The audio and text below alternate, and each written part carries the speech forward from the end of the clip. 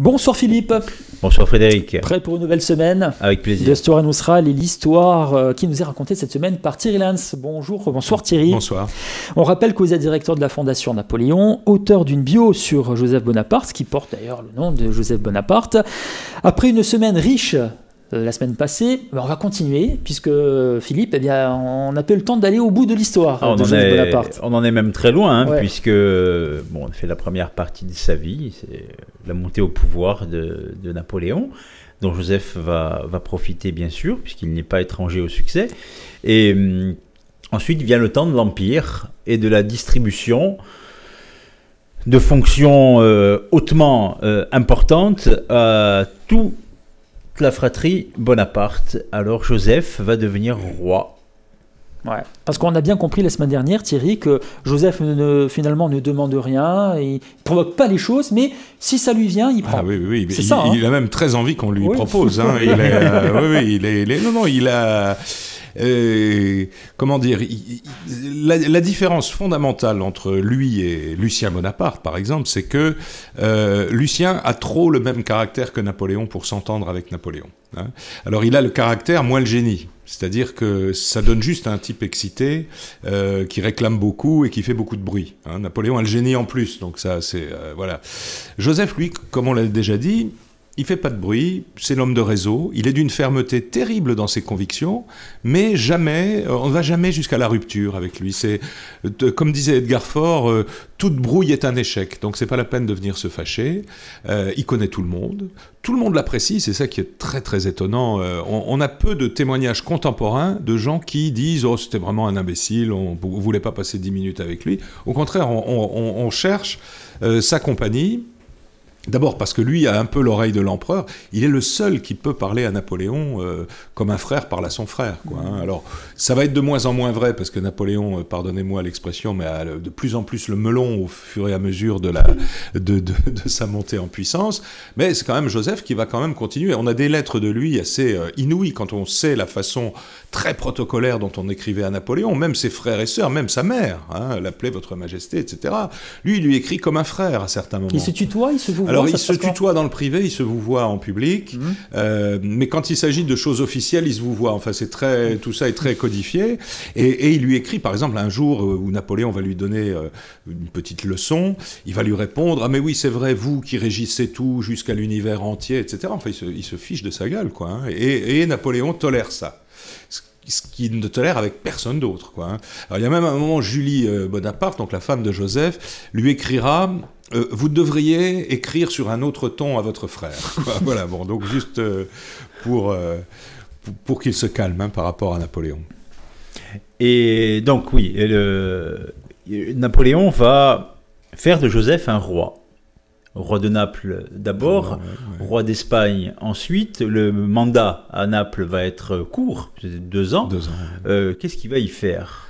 Puisqu'on retient oui. de Naples plus le règne de Caroline et de Murat. Oui, c'est vrai. Mais le premier Bonaparte, roi de Naples, c'est Joseph. Oui. Et d'ailleurs, c'est même celui qui conquiert le royaume, hein, puisque Napoléon, en 1806, le nomme à la tête de l'armée de Naples. Alors, il a un très bon second qui sera le maréchal Masséna. Mais il va quand même mener une campagne militaire qui va aboutir à la conquête de Naples. Hein. Et même à la répression des émeutes de l'insurrection du sud de l'île de façon extrêmement sanglante. On a des ordres. Alors, c'est assez rare sous la plume de Joseph, mais Joseph va vraiment aller très très loin dans la violence, hein, à l'égard des insurgés. On a par exemple la lettre que je cite toujours parce que vous allez la trouver sans doute très drôle et vos auditeurs aussi. Il écrit à un général en disant « Je vous interdis de fusiller les insurgés. Il faut les pendre. » Parce que quand on les pend, on peut les laisser évidemment sur la place et ça donne de bonnes leçons aux autres. Hein. Il donne des ordres de ce genre. Il fait son petit Napoléon pendant 6 mois. Et puis il devient roi de Naples. Et là, il se révèle comme étant tout à fait capable d'être souverain, mais souverain comme on l'entend à cette époque-là. C'est-à-dire l'exception à cette époque-là, c'est Napoléon. C'est-à-dire, lui, Napoléon, il fait tout. Il travaille du matin au soir, il s'occupe des portes et fenêtres, il s'occupe de tout. Hein. Joseph, lui, va être un roi comme on était roi à cette époque. C'est-à-dire que on s'occupe du gouvernement, bien sûr, mais il y a des ministres pour travailler, quoi. Donc c'est pas la peine que le roi fasse tout, puisqu'il a ses ministres. Et il va très très bien s'entendre avec Naples, si je puis dire. Hein. D'abord, il parle italien parfaitement. Il est, au fond, le plus italien des Bonaparte. Il est vraiment, d'ailleurs, il n'est jamais monté au nord. Hein. Joseph, le plus loin où il est allé, c'est Bruxelles. Il a dû trouver ça très très sombre. Hein. Donc il passe 2 ans à Naples où il met en place toutes les réformes dont Murat profitera après. Alors c'est vrai que Murat reste beaucoup plus longtemps.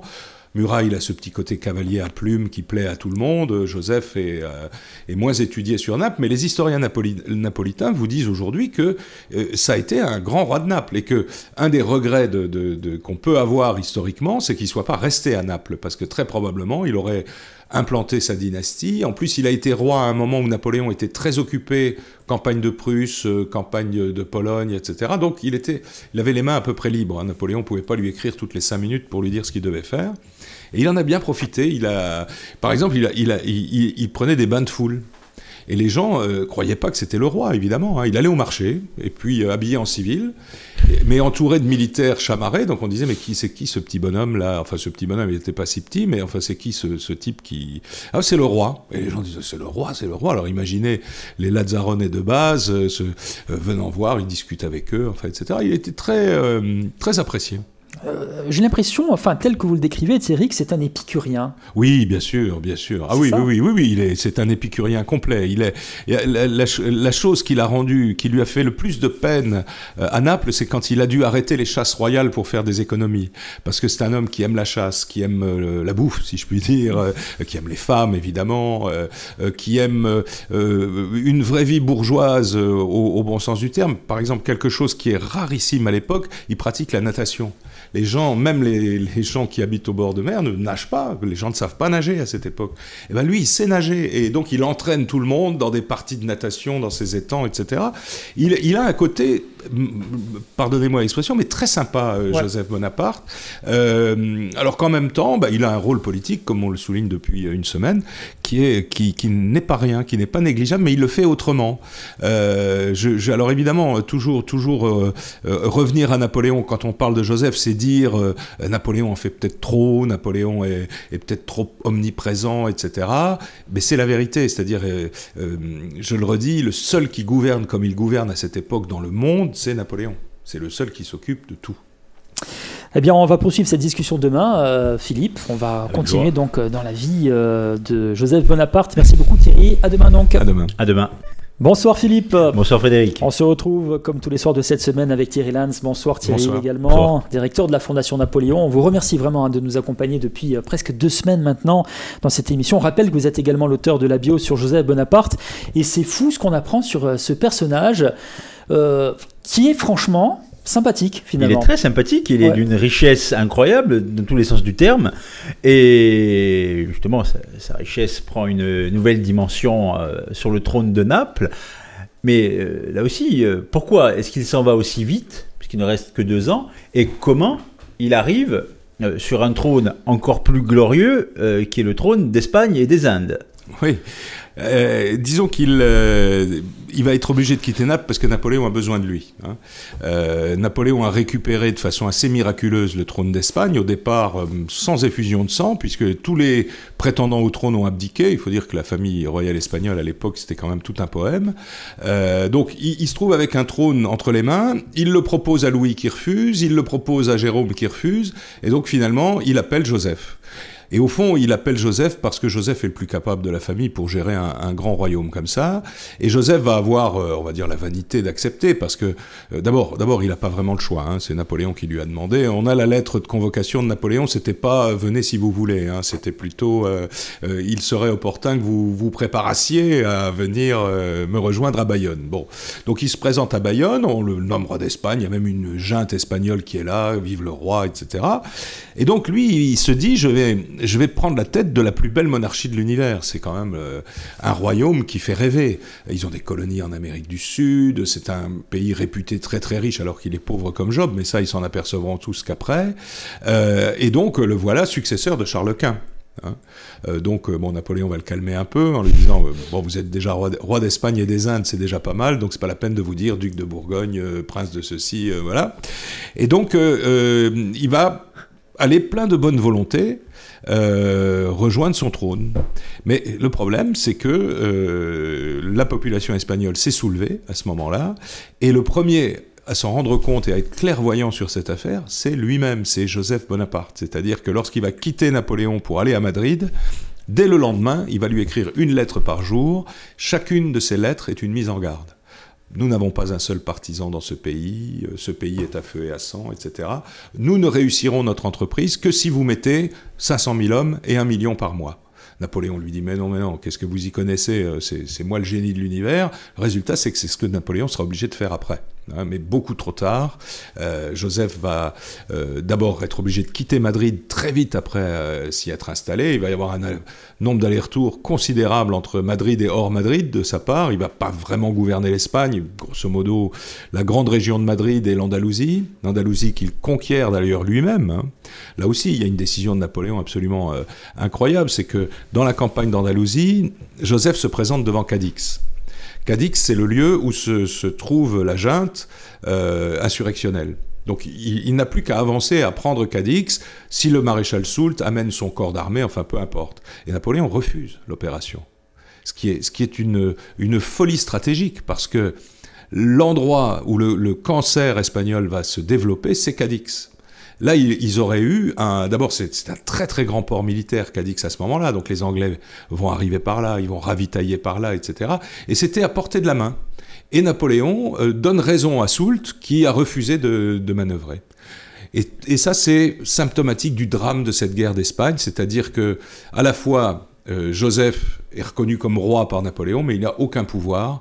Ça va être les généraux qui vont d'ailleurs en plus se bouffer le nez entre eux, puisque tous ces maréchaux qu'on met sur nos arcs de triomphe et sur nos monuments, ils se détestent comme c'est pas permis. Hein. Masséna déteste Ney, qui déteste Soult, qui a horreur de Macdonald, qui a horreur de Marmont. Ils vont tous faire un petit moment dans la péninsule ibérique, et personne ne respecte le roi et n'exécute les ordres du roi. Alors que fait le roi ? Le roi, il décide de partir.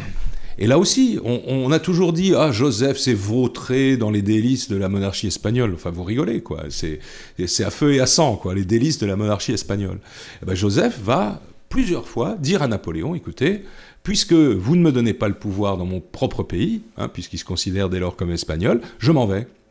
Je vous donne ma démission, je rentre à Mortefontaine, etc. » Il y a même, j'ai trouvé aux archives, un acte d'abdication de Joseph. C'est-à-dire qu'il en a tellement marre que Napoléon ne l'écoute pas, ne lui donne pas la possibilité d'agir comme lui l'entend, alors ça aurait peut-être échoué aussi, mais enfin, bon, qu'il décide de s'en aller. Et c'est à ce moment-là, comme on le disait hier, je crois que Julie lui écrit en lui disant « Vous ne devriez pas écrire à votre frère sur ce ton-là, quoi. Hein, parce que, et c'est terrible parce que... compte tenu du fait que lui peut dire beaucoup de choses à Napoléon, ce que peuvent pas faire les autres, il lui en dit énormément. Hein. La correspondance de Joseph à son frère pendant cette période est quand même très très clairvoyante, et Napoléon n'écoute plus. C'est-à-dire qu'à partir de 1807, après la paix de Tilsit, Napoléon se croit vraiment le maître de l'univers. C'est-à-dire qu'à ce moment-là, finalement, Joseph est plus clairvoyant que l'empereur. Ah, sur l'affaire espagnole, incontestablement. Oui. Et pourtant, on le charge de cette affaire. Parce qu'à Sainte-Hélène, quand Napoléon va livrer ses confidences, ses espèces de mémoires à son entourage, en fait, qu'est-ce qu'il veut faire, Napoléon ? C'est justifier ses propres erreurs, et notamment l'Espagne. Et qu'est-ce qu'il va faire sur l'Espagne ? Il va dire, c'est ce couillon de Joseph qui a gâté l'affaire d'Espagne. Et les historiens embauchent derrière Napoléon sur le sujet. D'accord. Mais il reste quand même 5 ans en Espagne. Ouais. Il a hérité d'un sobriquet, Pepe Botella. Oui. Oui, il y a un amour immodéré pour oui, alors, évidemment, à partir du moment où on l'a appelé Pepe Botella en Espagne, tout le monde l'a regardé à table pour voir ce qu'il buvait, quoi. Hein. Et en fait, on a quantité de témoignages de gens qui disent « Mais ce type ne buvait pas, quoi. » C'est-à-dire, il buvait comme on buvait à l'époque, un verre de vin coupé d'eau pendant le repas. Okay. Voilà, il a jamais bu. Alors, en fait, les Espagnols avaient déjà traité Philippe V pendant la guerre de succession d'Espagne, donc le petit-fils de Louis XIV de Felipe Botella. Donc apparemment, quand vous vous entendez mal avec un Espagnol, il vous traite d'ivrogne, hein, en quelque sorte. Et donc, mais ce qui est marrant, c'est qu'on a des témoignages de gens à qui on présente Joseph en disant « c'est le roi ». Et ils disent « non, c'est pas le roi ». Le roi est borgne, il lui manque une jambe, il est toujours ivre, etc. Parce que cette propagande va fonctionner. C'est-à-dire les Espagnols vont avoir du mal à croire que Joseph ne boit pas. D'ailleurs aujourd'hui, il y a encore des publicités de boissons alcoolisées en Espagne où c'est Joseph qui tient la bouteille à la main. C'est pas possible. Ouais. Aujourd'hui encore. Aujourd'hui encore, oui. C'est incroyable. Oui. C'est complètement incroyable. La propagande de l'époque continue de faire oui, son bien œuvre sûr, aujourd'hui. parce que bah oui, puis alors maintenant c'est devenu un objet marketing. D'ailleurs en Espagne c'est un objet, ça a été longtemps un objet politique, Joseph Bonaparte. Sous Franco, il était quasiment interdit de parler des réussites en Espagne de Joseph, parce qu'il y en a eu, parce que ça devait être la naissance de la nation espagnole, absolument. Donc tout ce que les Français avaient apporté, c'était contre la nation espagnole. Et après la mort de Franco, c'est très bizarrement le Parti socialiste s'est emparé du personnage de Joseph Bonaparte. Et on a fait une espèce de héros en disant quelle chance on a raté avec ce roi-là. Au lieu de ça, on s'est tapé les Bourbons pendant encore 100 ans. Et il faut reconnaître que les Bourbons d'Espagne, c'est quand même quelque chose, quoi. Je veux pas vexer vos auditeurs espagnols, mais enfin, il n'y en a pas un pour relever l'autre dans toute la dynastie des Bourbons d'Espagne. Et il y a d'ailleurs un auteur de l'époque, très contemporain de Joseph, qui dit « Cette nation n'a pas su reconnaître Joseph Bonaparte, elle en a été bien punie puisqu'on lui a rendu Ferdinand VII. » Eh bien, ce sera le mot de la fin pour cette émission du mardi. On se donne rendez-vous demain, mercredi. On va continuer parce que il va se passer encore beaucoup de choses dans cette histoire. À demain, Thierry. À demain. Philippe. Bonsoir Philippe. Bonsoir Frédéric. Thierry Lanz, bonsoir. Bonsoir. Vous êtes directeur de la Fondation Napoléon, auteur de la bio sur Joseph Bonaparte, qui porte le titre Joseph Bonaparte.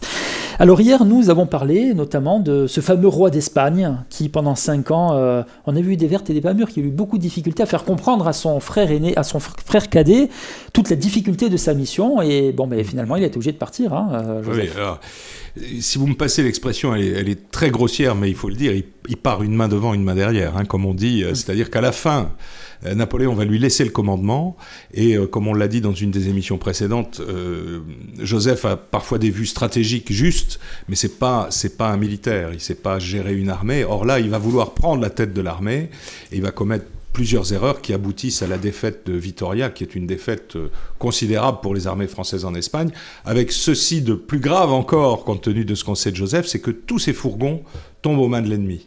C'est-à-dire tous ces tableaux, toute sa fortune, toute sa correspondance, toutes ses archives vont être prises par le duc de Wellington et vont être envoyées en Angleterre. D'ailleurs, dans les tableaux, Wellington voudra les rendre à l'Espagne à un moment, et Ferdinand VII, le roi d'Espagne, lui dira non, on vous les donne, c'est votre récompense. Du coup, au musée Wellington à Londres, il y a des Velasquez, il y a des Murillo, il y a plein de portraits de Joseph Bonaparte. Et les Wellington ont rendu, comme je le disais, les archives seulement en 1979. Ils les ont vendus à la France. Aux grandes dames du cardinal Fesch, qui aurait bien aimé, je pense, les récupérer, je pense. Oui, ils ont.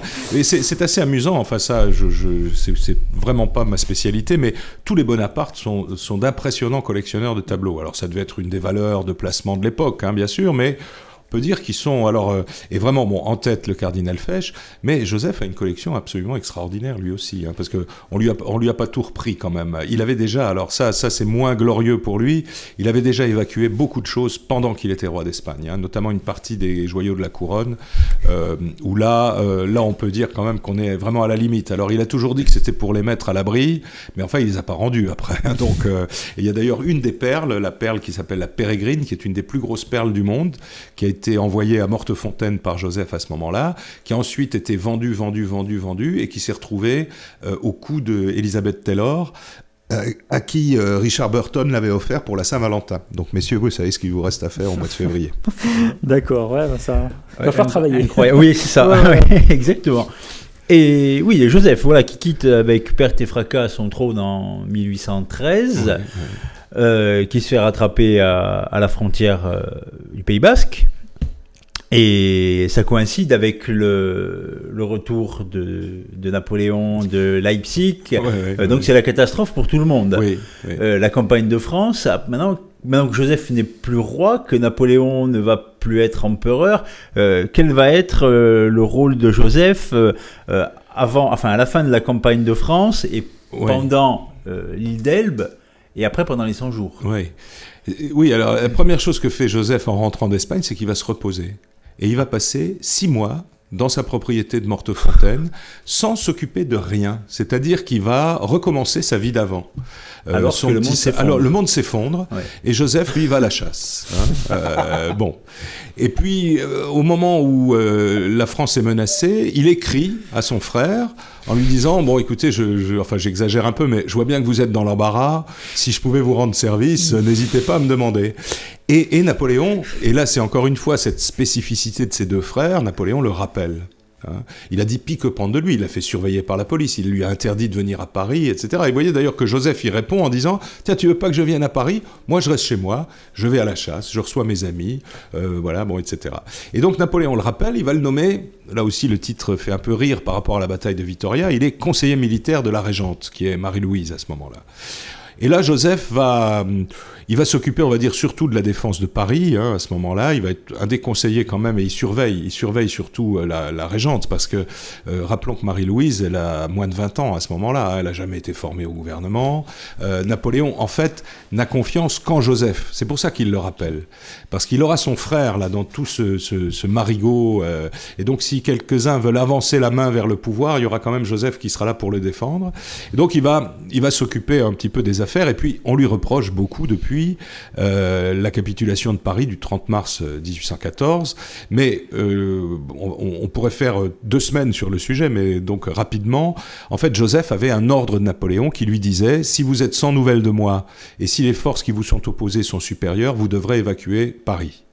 Or, c'est exactement la situation au moment où Joseph décide d'évacuer. On est sans nouvelles de Napoléon depuis 4 jours. En fait, il ne sait pas que Napoléon galope vers Paris, mais bon, il ne le sait pas, puisque Napoléon l'a fait secrètement pour ne pas donner de ses nouvelles. Donc, il évacue Paris et il suit la régente, donc à Orléans, à Blois, enfin, le chemin de croix de la régente. Il va essayer de sauver un petit peu le trône du roi de Rome, mais sans excès, si l'on peut dire. Et puis finalement, il va s'exiler. On le laisse sortir du territoire et il s'installe un peu près de la frontière française. C'est un peu son tort. Il s'installe à Prangin, sur les bords du lac Léman. Et il achète un petit château, enfin un petit château dans les 10 000 mètres carrés, vous voyez. Il va s'installer là-bas. Il va retrouver sa femme, ses filles, enfin, etc. Voilà, ils sont... Et au fond, lui, il a décidé que c'était la retraite à ce moment-là. Il a dit à Napoléon, je viendrai vous voir à l'île d'Elbe, mais je me repose d'abord. Et en fait, il n'a pas du tout l'intention d'aller à l'île d'Elbe. Il correspond avec l'île d'Elbe quand même. Il est le voisin de Madame de Staël, donc avec qui il passe son temps, on fait de la littérature, on se parle, etc. C'est Madame de Staël qui le met au courant d'un complot pour assassiner Napoléon à l'île d'Elbe qu'elle a appris par des éléments royalistes. Joseph envoie des messagers à l'île d'Elbe pour prévenir Napoléon, mais il ne joue aucun rôle dans la préparation du retour de Napoléon. Il est même très surpris au moment où il apprend le retour. Mais à partir de ce moment-là, Napoléon lui a écrit en lui disant « Voilà, je rentre à Paris, faites agiter l'Est de la France. » Donc là, il va commencer à jouer le jeu pour son frère. Et puis finalement, on va essayer de l'arrêter à un moment donné. Les Autrichiens entrent en Suisse et essayent d'arrêter Joseph. Et là, il est obligé de s'enfuir. Il s'enfuit d'ailleurs de Prangin, son château, le 20 mars, le jour où Napoléon entre aux Tuileries, et il rejoint Napoléon à Paris. Et quelle va être sa fonction jusqu'à Waterloo? Et alors bon, ça dure pas longtemps, ça dure 100 jours, enfin 97 en fait, et eh bien il va être le numéro 2 un peu du régime à ce moment-là, parce que Cambacérès prétexte des maladies, des rhumatismes pour ne pas se montrer, et donc Joseph va être le numéro 2 du régime. Il va beaucoup s'occuper lui de politique intérieure, c'est lui qui fait la fin de la rédaction de la nouvelle constitution avec Benjamin Constant, c'est lui qui définit les membres de la Chambre des Pairs, et au moment où Napoléon part pour la campagne de Belgique, il le nomme président du Conseil des ministres. Donc là, encore une fois, hein, s'il était vraiment incapable, Napoléon ne mettrait pas... Puisque Lucien est à Paris à ce moment-là, bon, si c'était Lucien, le grand génie de la famille, ce dont je doute, comme vous l'avez compris, oui. Il aurait nommé Lucien. Non, il nomme Joseph, parce qu'il a confiance en Joseph et absolument aucune confiance en Lucien. Ce en quoi, d'ailleurs, il n'a pas tort. Et on en revient toujours à cette, je dirais, ce rapport vraiment fraternel qu'il y a entre les deux, comme on a dit en début de semaine dernière. On sent vraiment, malgré toutes ces phrases, que Napoléon, ça reste quand même son frère aîné, quoi. Hein, on le sent. Hein. Oui, et d'ailleurs, il a toujours été, pendant tout l'Empire, il était le chef des affaires familiales, c'est-à-dire les affaires des Bonaparte stricto sensu, pas des princes Bonaparte, des rois Bonaparte, mais affaire de famille. Napoléon lui écrit toujours « Pourriez-vous demander à notre mère de... Pourriez-vous voir notre frère ?» Il passe par lui, c'est-à-dire la hiérarchie familiale est respectée pour tout ce qui il s'agit des affaires privées des Bonaparte. C'est très méditerranéen finalement, comme mode de fonctionnement. Écoutez, bien sûr, et c'est les sociétés de l'époque fonctionnent quand même de façon un peu pyramidale. Alors le code civil le renforce avec le bon père de famille, mais bon, et en plus la société insulaire de l'époque de leur jeunesse, c'était cette société-là, c'est-à-dire évidemment c'est la mère qui faisait tourner la boutique comme d'habitude, mais le patron c'était le père, quoi. On se quitte, Thierry Lens. Merci donc pour cette nouvelle émission. Philippe, on se donne rendez-vous demain. Avec plaisir. On se rapproche tout doucement de la fin de cette grande histoire avec Waterloo et tout ce qui va se passer derrière. À demain donc. À demain. Philippe, bonsoir. Bonsoir Frédéric. Thierry Lens, bonsoir. Directeur de la Fondation Napoléon et auteur de la bio sur Joseph Bonaparte. Personnage passionnant. Moi, je l'aime bien avec ses mondanités, mais en même temps, une certaine intelligence, une certaine finesse d'esprit, je pense, chez ce personnage. Alors, hier, nous étions quasiment à Waterloo, hein, Philippe, puisqu'on a passé les 100 jours, Napoléon reprend le pouvoir, etc. Alors, finalement, on se demande ce qui se passe après. La morne plaine, ça y est, c'est fini. Oui. C'est fini pour Napoléon, qui va faire demi-tour et qui va être... mis dans les mains des vainqueurs britanniques. Et là, je dirais contre toute attente, Joseph va lui faire une proposition étrange. Oui. Après Waterloo, il y a une espèce de petite réunion des frères Bonaparte. Là, ils se réunissent en frères pour la première fois depuis toujours, finalement, hein, et puis ils disent qu'est-ce qu'on fait. Et donc, ils se disent on va partir en Amérique. Donc, rendez-vous en Amérique. À raison de quoi, Lucien part immédiatement en Italie, Jérôme part en Allemagne et Louis se réfugie en Suisse. Le seul qui fait ce qui a été promis, c'est Joseph. Il va suivre Napoléon. Alors d'abord, ils vont se séparer, puis il va le rejoindre sur les bords de l'Atlantique, donc Rochefort, puis l'île d'Aix. Et là, comme dit Philippe, il va lui faire une proposition de frère. Joseph a loué un bateau pour aller aux États-Unis, lui. Et en fait, il propose à Napoléon de prendre sa place sur le bateau, en lui disant, écoutez, voilà, je jouerai votre rôle pendant un temps suffisant pour que vous ayez le temps de passer avec ce bateau. Il se trouve que Napoléon et Joseph se ressemblent physiquement énormément. Ils ont à peu près la même taille, 1,71 pour Joseph, 1,68,9 pour Napoléon. Et ils se ressemblent physiquement. Les gens parfois les confondent. Ils ont même suivi dans l'embonpoint, ils se sont suivis. Et donc c'est crédible. Et Napoléon refuse, parce que Napoléon là a compris qu'il est Napoléon. C'est-à-dire qu'il aurait été quelqu'un d'autre que Napoléon, il aurait filé en Amérique, évidemment. Mais il est Napoléon. Et donc, il va jouer le martyr jusqu'au bout et il va se rendre aux Anglais. Et donc, Joseph se retrouve avec son bateau. Et avec une toute petite suite, 3-4 personnes, il part aux États-Unis. Et il arrive à New York, où il utilise le nom de comte de Survilliers, qui est le nom d'un des villages qu'il possède près de Mortefontaine.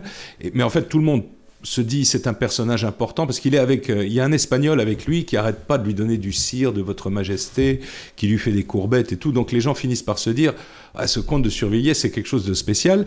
Et à un moment donné, les gens croient que c'est Carnot. Lazare Carnot, ils disent oui, c'est Lazare Carnot. Et en fait, donc le maire de New York, Lazare Carnot, connu dans le monde entier, etc., vient le voir. Puis finalement, Joseph est quand même obligé de lui dire qui il est. Et donc, bizarrement, enfin pas bizarrement, généreusement comme c'était le cas à l'époque, et comme c'est encore largement le cas aujourd'hui, malgré les murs et les contrôles douaniers, on va l'accueillir, c'est la terre de la liberté. Et donc on lui dit, voilà, si vous ne faites pas de politique, si vous ne la ramenez pas, vous pouvez rester. Et vous serez un citoyen protégé par les lois des États-Unis. Et Joseph va donc s'installer dans la région de Philadelphie. Il réussit à faire venir son argent, ses tableaux, ses meubles, mais pas sa femme, qui ne veut pas faire le voyage parce qu'elle est toujours malade. Donc c'est aussi un peu de sa faute, il faut bien le dire. La princesse Mathilde, qui est donc la nièce de Joseph, écrira dans ses mémoires à propos de Julie Bonaparte, ma tante Julie a toujours été célibataire puisqu'elle était mariée à Joseph Bonaparte.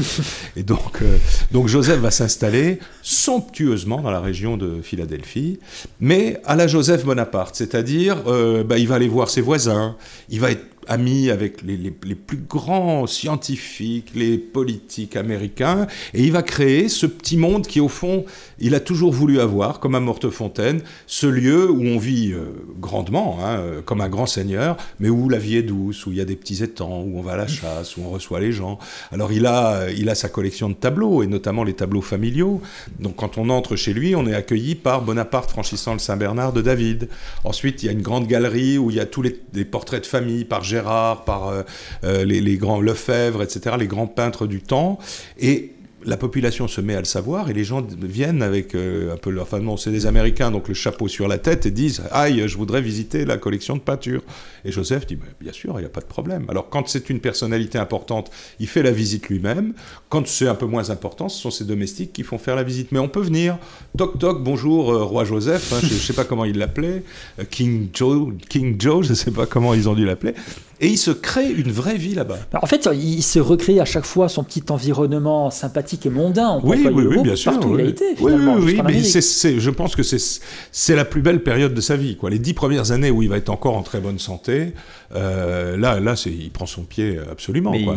Il a des sollicitations, parce que c'est pas le seul émigré napoléonien. Oui. Et il est surveillé comme le lait sur le feu par tout le monde, président Adams et par l'ambassadeur de France, Hyde de Neuville. Oui. Et alors, il reçoit tout le monde. Il reçoit les anciens. Il y a beaucoup d'anciens de la Grande Armée. Par exemple, le maréchal Grouchy passe du temps chez lui. Il y a Réal, l'ancien patron de la police secrète. Le général Lallemand. Enfin, tous les agitateurs bonapartistes viennent chez lui.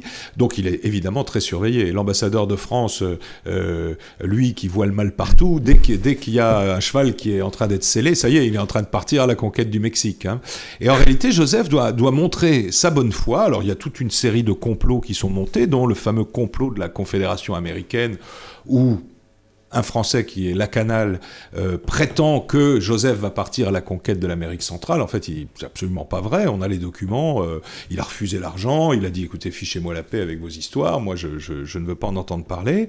Et donc, il est obligé, il prouve sa bonne foi aux autorités américaines. Et on a effectivement les demandes de l'ambassadeur de France qui écrit au ministre des Affaires étrangères américain en disant c'est un scandale, il complote, etc. Puis les réponses de l'autre qui dit, bon, écoutez, vous excitez pas. Ici, on est en Amérique, on n'est pas en Europe. Hein. Bon, c'est ce qu'il fait.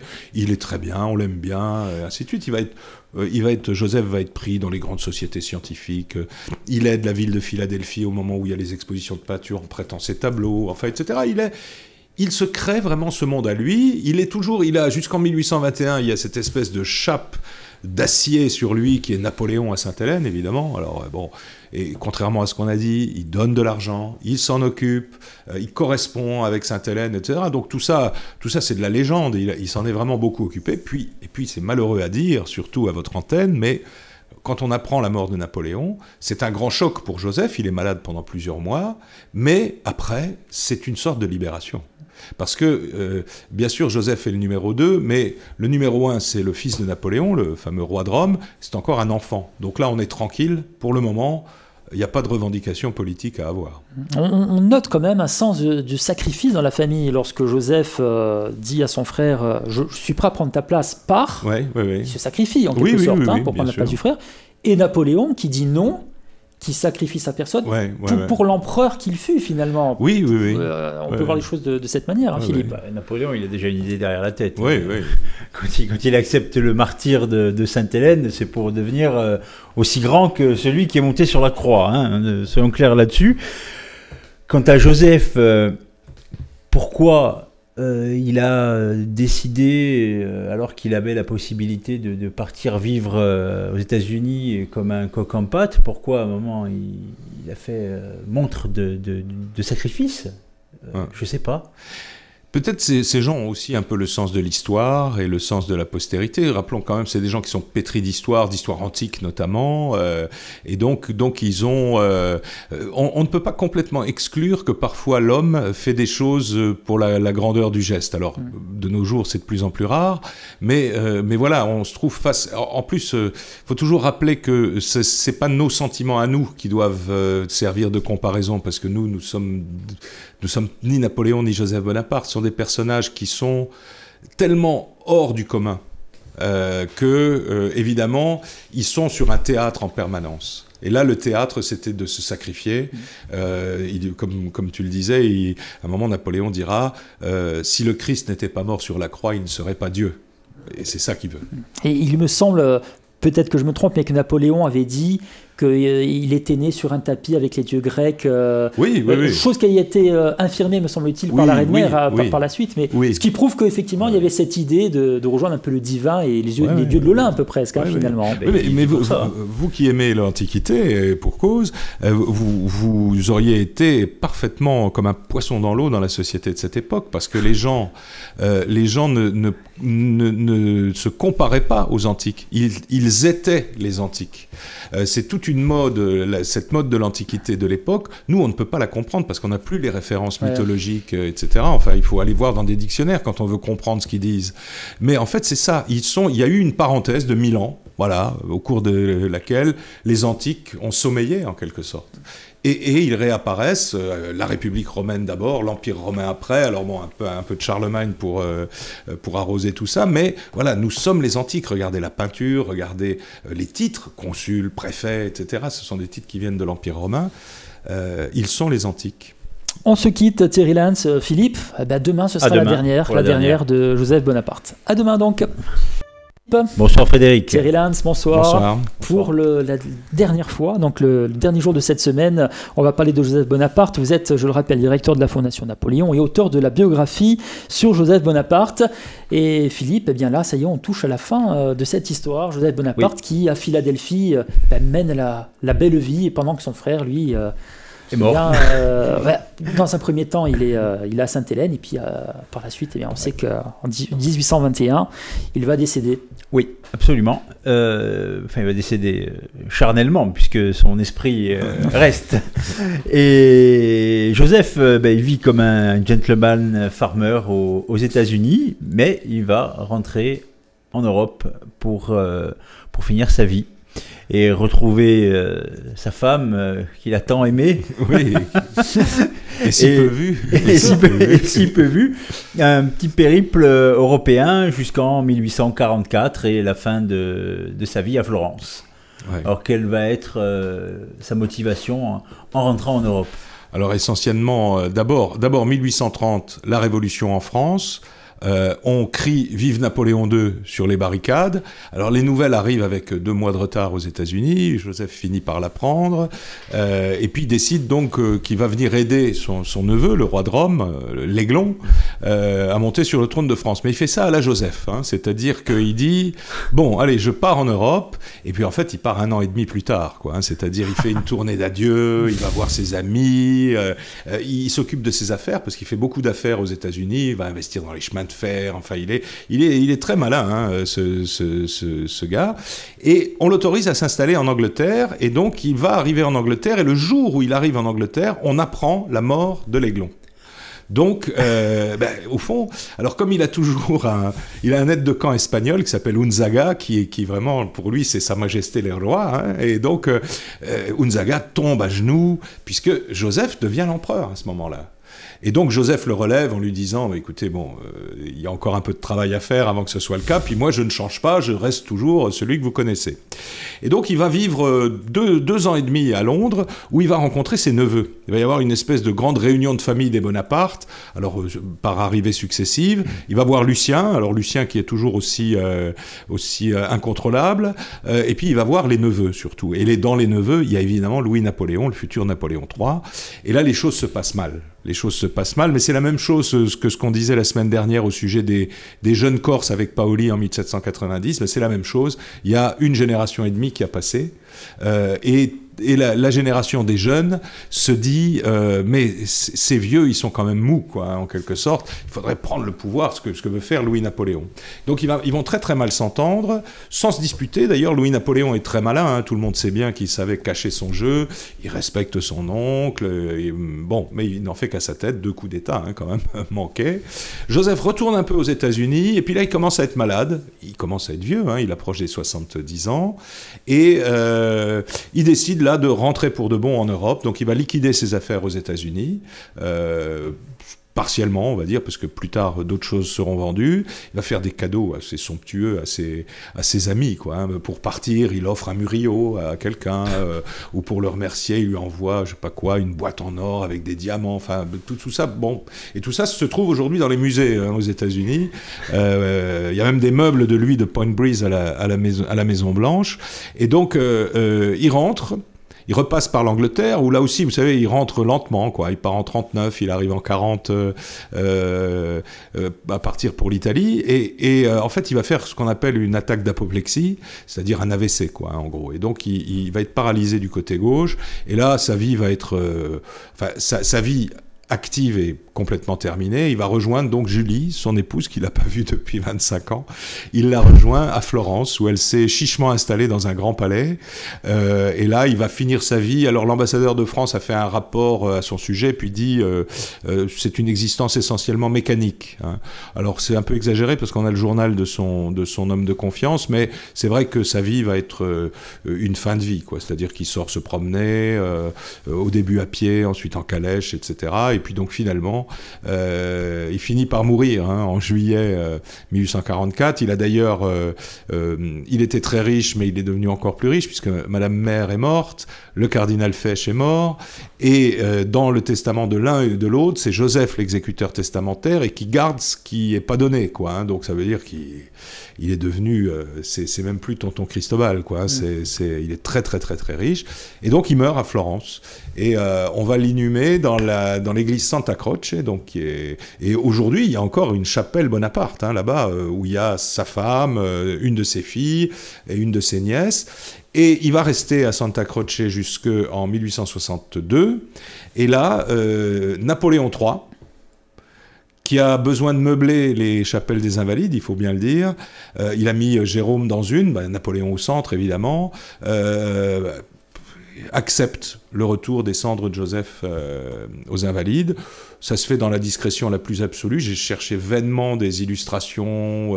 C'est même pas annoncé dans les journaux. Il y a un journal qui fait un petit dessin de l'entrée du cercueil de Joseph. Napoléon III n'est pas là. Il a envoyé un chambellan parce qu'il est à la chasse. Bon, on voit qu'entre Napoléon III et Joseph, c'est pas la joie. En plus, les enfants de Joseph sous le Second Empire se sont un peu détachés de leurs cousins, quoi. Hein. En fait, ils sont revenus d'Italie à Paris, puis ils se sont ennuyés. Ils ont trouvé que c'était ennuyeux, alors que tout le monde parle de la fête impériale, puis ils sont rentrés en Italie, quoi, en disant on n'a rien à faire là-dedans. Napoléon III leur donnait des pensions alors qu'ils étaient riches comme Crésus, quoi. Ils ne voulaient pas se faire acheter ni rien, ils sont rentrés. Et donc Joseph va être mis dans une chapelle latérale des Invalides, et je suis sûr que beaucoup de vos auditeurs qui sont déjà allés aux Invalides n'ont dû remarquer Joseph qu'à la fin, ou voire même pas du tout. Parce qu'il est vraiment... C'est la plus mauvaise chapelle des Invalides, parce que quand on arrive, on est assailli immédiatement, on est absorbé par le tombeau de Napoléon, et donc on ne regarde pas sur les côtés. Et après, on voit Lyautey et Foch, mais ils sont face à nous, et on ne voit pas les deux autres, c'est-à-dire Jérôme à gauche et Joseph à droite. Donc on le transfère là-dedans. Là aussi, cérémonie sans présence de Napoléon III.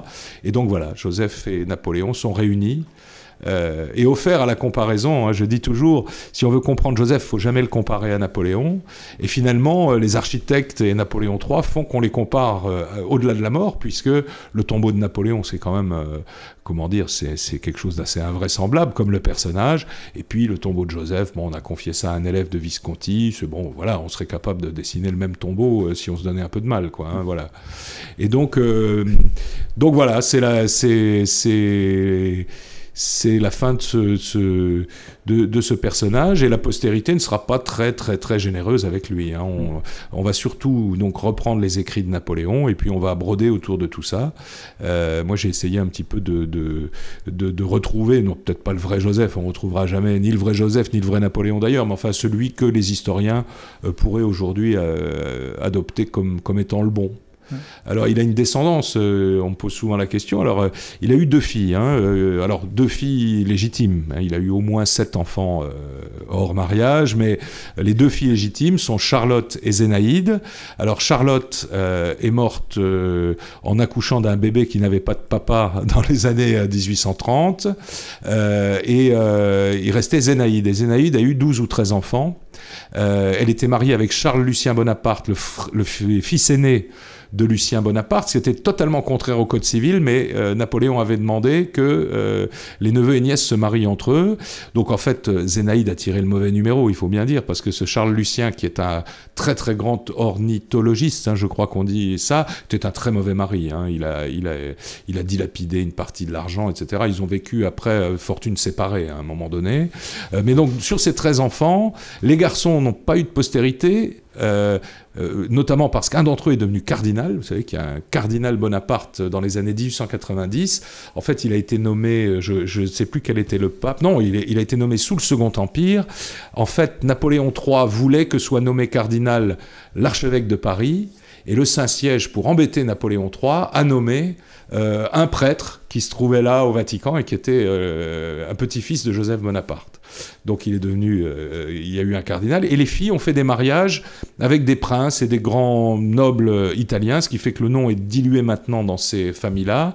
On a en France un descendant de Joseph Bonaparte qui est bizarrement le descendant du maréchal Suchet, car une des filles Suchet, une des petites filles Suchet s'était mariée, non, un des petits-fils Suchet s'était marié avec une fille de Zénaïde Bonaparte, voilà. Donc il y a des Joseph Bonaparte et du coup des Lucien Bonaparte un petit peu partout, notamment en Italie. 8 millions de francs l'inventaire après décès de Joseph, ça veut dire 60 millions d'euros, quoi, grosso modo. Détail. Donc Zénaïde a hérité de tout, parce que la mère, Julie, est morte tout de suite après Joseph. Voilà donc ce qu'on peut dire sur ce personnage hors norme, Joseph Bonaparte, après cette quinzaine. Philippe, oui. Alors juste dernière question peut-être en quelques mots seulement. On sait que, pour boucler la boucle et revenir à la Corse, on sait que Napoléon, en revenant d'Égypte, s'est arrêté par Ajaccio. Est-ce que Joseph, après avoir quitté la Corse, est-ce qu'il est déjà revenu en Corse ? Oui, il est revenu une seule fois, au moment où la Corse, où le royaume anglo-corse s'est effondré. Donc vous savez que la Corse a été reprise par un peloton de gendarmerie et un général envoyé par Napoléon depuis l'Italie. Et c'est Joseph qui est venu mettre en place les administrations françaises. Et d'ailleurs, à cette occasion, il a rencontré le fameux Miot, que vous vénérez dans cette île. Oui. Et le fameux Miot est le meilleur ami de Joseph tout au long de sa vie. Donc il y est revenu. En fait, son frère Napoléon lui avait dit surtout attendez l'arrivée de Miot pour mettre en place les administrations. En fait, Joseph l'a fait sans attendre Miot parce qu'il a nommé les copains. D'accord. Et simplement, en vitesse, pour conclure, le rapport entre Joseph et Ajaccio. Joseph est l'exécuteur testamentaire de Fèche et c'est lui qui permet la transaction qui fait arriver la collection Fèche à Ajaccio, entre autres, et sa fille Zénaïde avec Charles Lucien sont enterrés à la chapelle impériale. Oui. Et je pourrais juste rendre un tout petit hommage à Philippe Perfettini parce que comme en étudiant Joseph, j'ai été obligé de voir le testament de Fèche. Il est le seul historien d'Ajaccio à dire la vérité sur la succession Fèche, c'est-à-dire que on lisait encore il y a quelque temps sur le site internet du musée Fèche que Joseph avait essayé de détourner l'héritage du cardinal Fèche. En fait, c'est lui qui a permis qu'il se réalise et en plus il a donné un petit supplément en tableau et en numéraire et le seul historien de la période qui le disait c'était Philippe Perfettini, donc l'avoir choisi pour animer ces soirées c'est vraiment une très très bonne idée. Merci. Bien, très bien Philippe. Très bien Philippe, on a rendu à César finalement ce qui lui appartient. Merci beaucoup en tout cas Thierry Lenz d'avoir passé ces 2 semaines en notre compagnie. C'est moi qui vous remercie. C'était passionnant, donc on rappelle aux auditeurs qui veulent, s'ils ont raté des épisodes de la vie de Joseph Bonaparte, n'hésitez pas, en podcast www.thierryfriguenza.com. On va acheter le livre de Thierry aussi. Et oui, il faut acheter le livre aussi qui porte le titre de Joseph Bonaparte. Merci beaucoup Thierry, merci, à bientôt. Merci. Bonsoir.